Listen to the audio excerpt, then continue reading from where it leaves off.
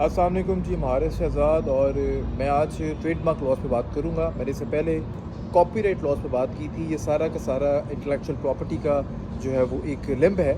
उसके अंदर ये इंटेलेक्चुअल प्रॉपर्टी के अंदर फॉल करते हैं। इसमें आपके डिज़ाइन एक्ट भी आते हैं। इसके अंदर आपके मल्टीपल किस्म के एक्ट्स आते हैं जो कि कॉपीराइट, आपके डिज़ाइंस, आपके जितने भी कॉपी इन्फ्रिंजमेंट, राइट्स इन्फ्रिंजमेंट पे बात करते हैं वो इंटेलेक्चुअल प्रॉपर्टी में फॉल करते हैं। इसी तरह कुछ कंपनी लॉस पे बात भी हो जाती है। ट्रेडमार्क होता क्या है? ट्रेडमार्क एक ऐसा नाम होता है, ऐसा लोगो होता है जो कि एक प्रोप्राइटर अपना नाम से खुद तजवीज़ देता है, उसको अपनी पहचान बनाता है। फॉर इंस्टेंस केएफसी है, केएफसी का अपना ही नाम बना हुआ है। इसी तरह मैकडॉनल्ड है, नेस्ले पाकिस्तान नेस्ले है, ठीक है, ये अपने ही नाम बन गए हुए। पेप्सी अपना ही एक नाम है और इसकी कॉपीज नहीं बन सकती क्योंकि जिसने बनाया है वही इसका ऑनर है। इसी तरह हम यहाँ पे फूड चेन देखते हैं, कई ऐसे कंपनीज़ हैं, कई ऐसे केसेस भी इनफैक्ट हुए। एक बड़ा फेमस यूनिक स्कूल का केस हुआ, एक 5 स्टार फॉर्मूलों का केस हुआ। इस तरह मल्टीपल केस हैं जिसमें इन्फ्रिंजमेंट की बात होती है। ये जो नाम होता है ये इंसान अपने ही एक स्पेसिफिक लोगो अपना ही एक चूज़ करता है, ठीक है, अपने ही मुताबिक अपनी ही एक पहचान बनाता है जो कि मार्केट में जब उसकी एक हार्ड वर्किंग करने के बाद जब वो फेमस हो जाता है तो उसका एक जो है वो स्पेसिफिक एक टैग बन जाता है।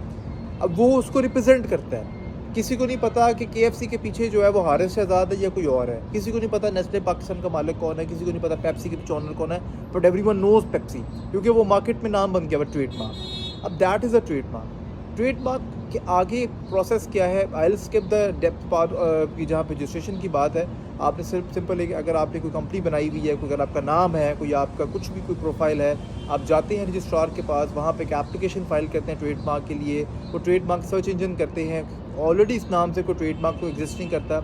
अगर तो करता है तो वो आपको ऑब्जेक्शन दे देते हैं, अगर नहीं करता तो वो फिर आपको एक सर्टिफिकेट इशू कर देते हैं। आप वो सर्टिफिकेशन ले लेते हैं, you are registered in the trademark ordinance 2001। Trademark ordinance 2001 के अंदर हमें कुछ राइट दिए गए हैं और कुछ ऐसे राइट्स हैं जिसके बाद अगर आप किसी का राइट यूज़ करते हैं तो उसको इन्फ्रिंजमेंट कहते हैं, infringement of right. Infringement of right इस तरह हो गया कि मैंने कंपनी बनाई XYZ के नाम से, मुझे नहीं पता था कि मेरे नाम से ऑलरेडी एक कंपनी एग्जिस्ट करती है, मैंने बना ली। That was a mistake. मुझे पता नहीं था कि वो नाम से एग्जिस्ट करती है। मैंने एक हद तक टाइम चलाया, मैं रजिस्ट्रार के पास गया, उसने कहा जी this company already exist. But इसमें एक मेजर चीज़ होती है क्लासिफिकेशन, कि क्या मेरी कंपनी की क्लासिफिकेशन दूसरी कंपनी से मुख्तलिफ है। अगर है तो that is a different story. आप एक मेडिकल इक्विपमेंट के लिए कर रहे हैं, अगर आप एक एंटरटेनमेंट के लिए कर रहे हैं वो क्लास 41 में फॉल करता है। अगर आप एक सर्विसेज में कर रहे हैं वो क्लास 31 में फॉल कर देगा, डिफरेंट क्लासेस में फॉल करेगा। तो अगर तो क्लासिफिकेशन का डिफरेंस है that is a different story. उस पर तो ये discretionary power of the registrar और द कोर्ट है।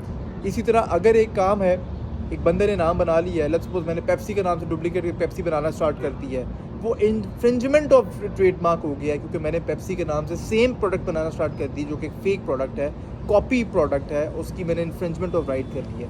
इसमें अब क्या रेमेडीज़ मौजूद हैं? इसमें आप रेक्टिफिकेशन के लिए रजिस्ट्रार के पास जाके जो है एप्लीकेशन दे सकते हैं। अगर आप रजिस्ट्रार के पास नहीं डायरेक्टली जा रहे तो आपको इख्तियार है कि आप इंटेलेक्चुअल प्रॉपर्टी ट्रिब्यूनल में जा सकते हैं, वहाँ पे एप्लीकेशन फ़ाइल कर सकते हैं और एप्लीकेशन के साथ साथ आप उसमें स्टे फाइल कर सकते हैं। आप ऑर्डर 39 रूल 1-2 की एप्लीकेशन देकर मीनवाइल उस जो प्रोडक्ट है, फेक प्रोडक्ट अगर आपका नाम यूज़ करती है या कुछ भी यूज़ करती है, आप उसको जो है वो रिस्ट्रेन कर सकते हैं टेम्प्रेरी और परमानेंटली कि इसको ये नाम ना यूज़ करे। तो आपका केस चलता है, ट्रिब्यूनल डिसाइड करती है, because tribunal has the power to decide with that is the trial court. वो डिसाइड करती है कि ये राइट जो है वो किसका बनता है। अब सबसे मेजर इसमें जो बात है दैट इज़ प्योर यूज़र। पहले कौन आया?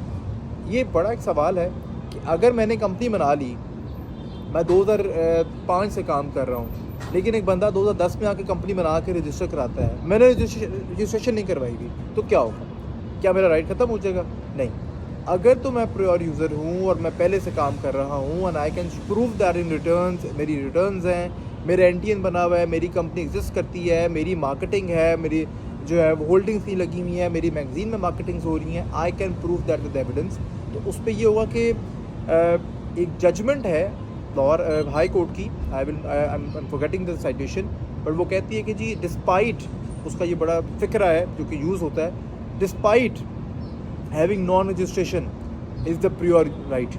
कि अगर आपकी रजिस्ट्रेशन नहीं है, ठीक है, इसका मतलब ये नहीं कि आपका राइट नहीं एग्जिस्ट करता। आपका राइट एग्जिस्ट करता है अगर आप रजिस्टर्ड ट्रेडमार्क यूज़र नहीं है, बट आप बोनाफाइड यूज़र हैं बिकॉज आपका पहले से जो है वो काम मौजूद है, आपका बिज़नेस मौजूद है।